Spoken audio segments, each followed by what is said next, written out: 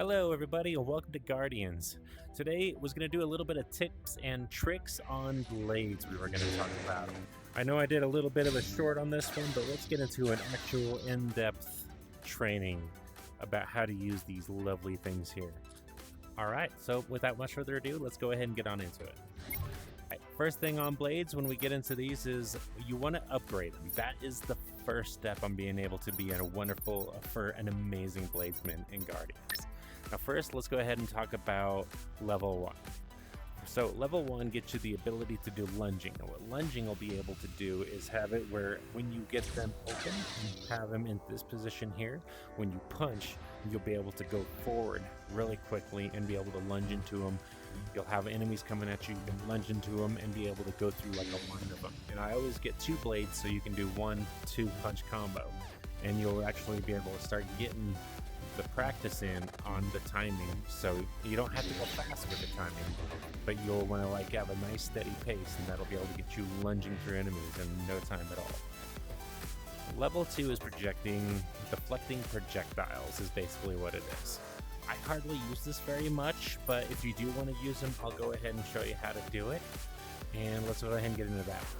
Alright, so when you're getting into projectile deflection, now some of that really just kind of goes into your flying insects, for an example. It doesn't really work for the large scorpions or any of that kind of stuff. It's really just for small things. There's another reason I hardly use it at all. But let's say we go ahead and get some of these into them. Now, you'll want to be in this mode is what I found is the easiest way, and you'll want to go ahead and just practice using your right hand on it. I notice when I start using my left hand most of the time for anything like this, half the time the shield comes up, and really it just kind of makes it not very effective. You can go ahead and do a cross blades, but once again, your shield might come up, so really it's not really a very effective thing to do. But if you're really just messing with your bugs, hold your blade in front of you.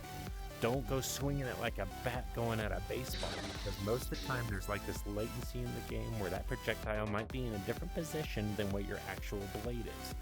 And most of the time when you go to do that, it's not going to end up connecting with it. So you're going to swing through and it's going to still come on through and hit you anyway. So really just hold that blade in front of you and be able to do the deflection like that. Just use it kind of as its own shield, kind of like that.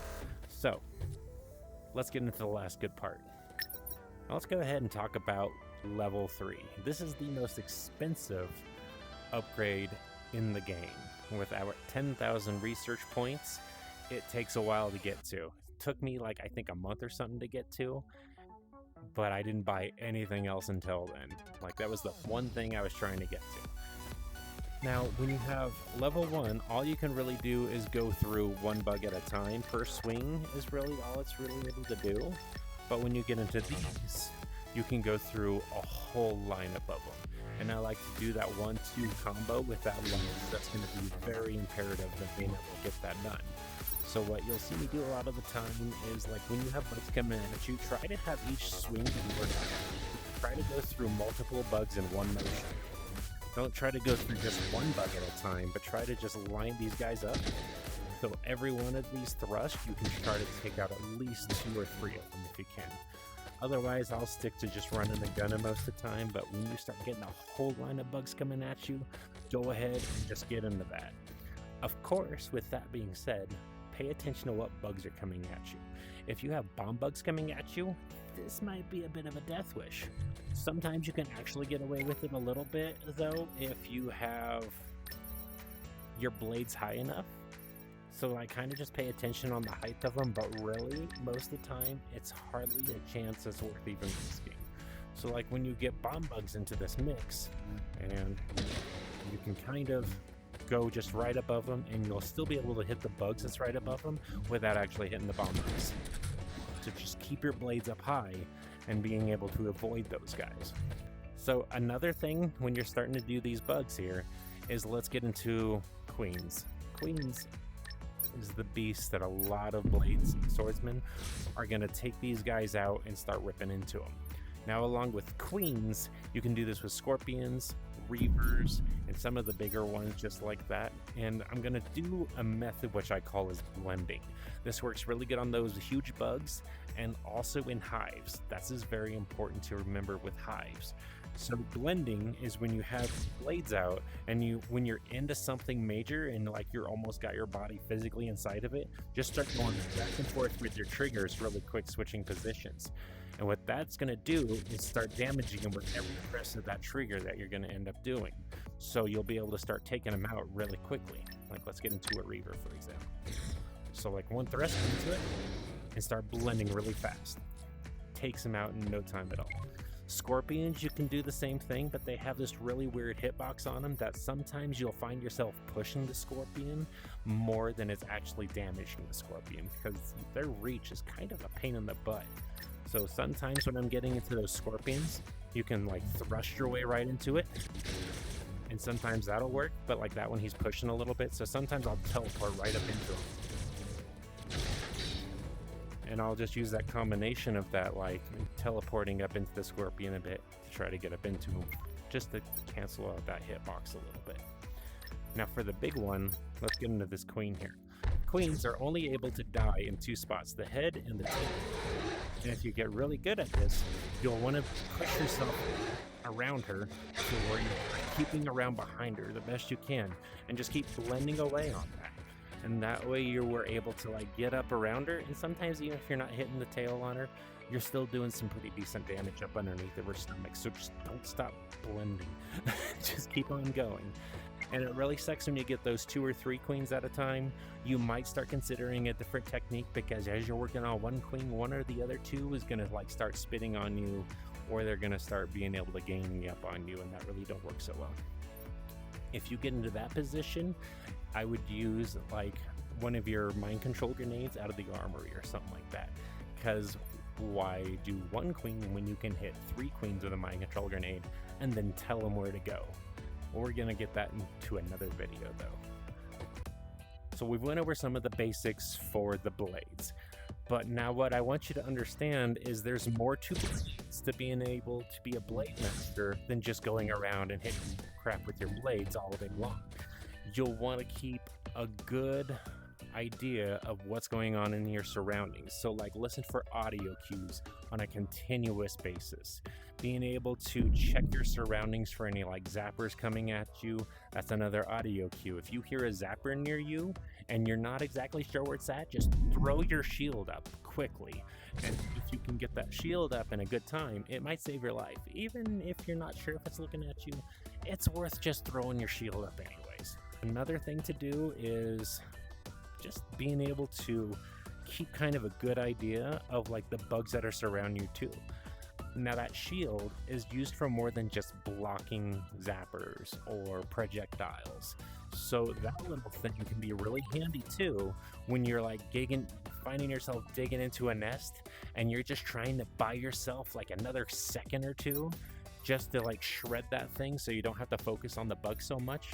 What I like to do a lot of the time is I will go ahead and while I'm into a nest, and if I feel like a bug is getting close on top of me, throw my shield out. And it's kind of like going to clear out the vicinity around that nest for a moment while they're spawning bugs. And it'll just kind of do a blast around you just long enough while you're still blending in that nest. This could buy you a few extra seconds, so definitely keep that trick in mind, okay? Alright, so without much further ado, I'm going to go ahead and do just one quick live action video of just some demonstrations on like the techniques I'm using and trying to explain my way through it a little bit here the best that I can, and just showing the strategies to being able to be effective with your blades. Alright, and let's get into it. Alright, so hopefully the rain is not too loud for me here, but this one here is good old Stranger Things. If you never played it before, it's one of my first maps I ever published.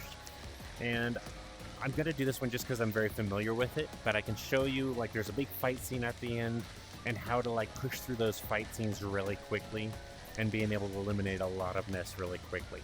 When we start off this one here, there's going to be a hive to the left and the right, typically behind these buildings. So we're going to want to wipe those out really fast before bugs start pouring through the door. We'll set up a defense, and then we're going to start ramming our way through this mission really fast. Alright, so without further ado, let's get into it. Alright, so when you're doing your thrust, definitely practice using that teleport at the same time, because that can also buy you just a few extra steps and being able to get you where you need to go very quickly.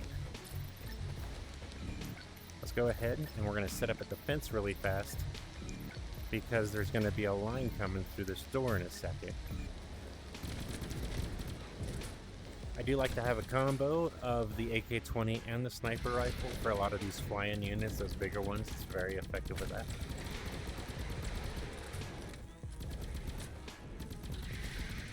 Alright, heard a zapper on the edge over there, so I'm just going to like kind of duck around to where I know it's not going to be able to get.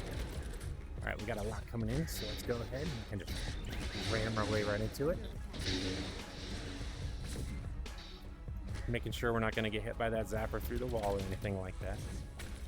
Just get right up into it, take it out. Go ahead and save our base. Get up into it, hit maggots on the way you can, just keep your blades low. We'll let this zapper go ahead and do its thing first. Get into it.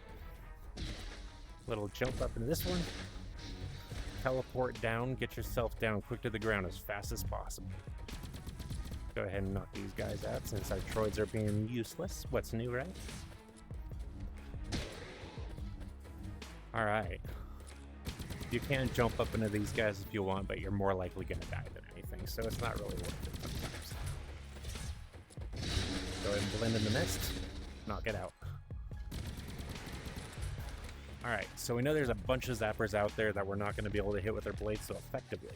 Now you can go and keep your distance with your blades, like go in, hit that, then just run away or anything if you know there's one like going to be right up above you or anything like that.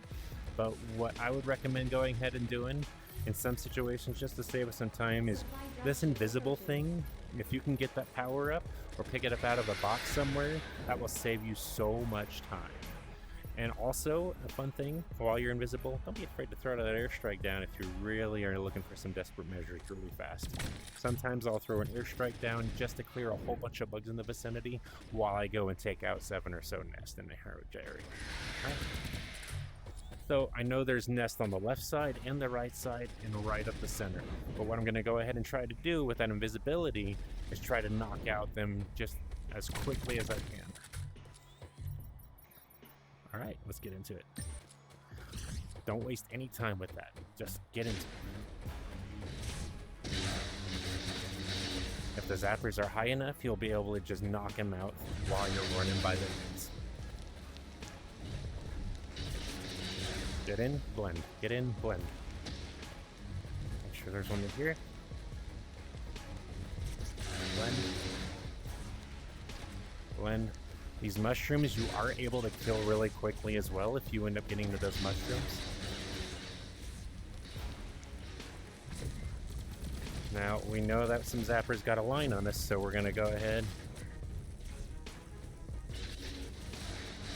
You can knock these out just as well. These level 2 projectile little throwers, they're called many names, but those things over there, they have many names to them. You can knock them out really fast with the blades just as well. Keep our distance. It looks like what happened here is that one of the little worms ended up making a nest just before we could get to it. Let's get it.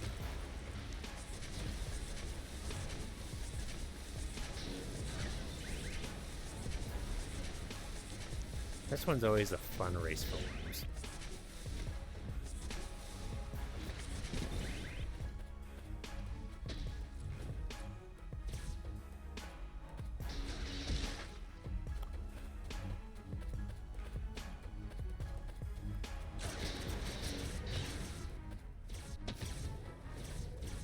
Sometimes while I'm ramming through scorpions, I'll go ahead and do like a quick little blend thing, just as well to get a few extra hits on it before it ends up hitting me.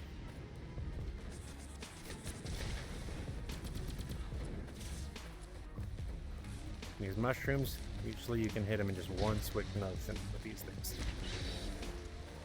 Alright. So that's basically all for blades that I know how to tell you at the moment that I can think of.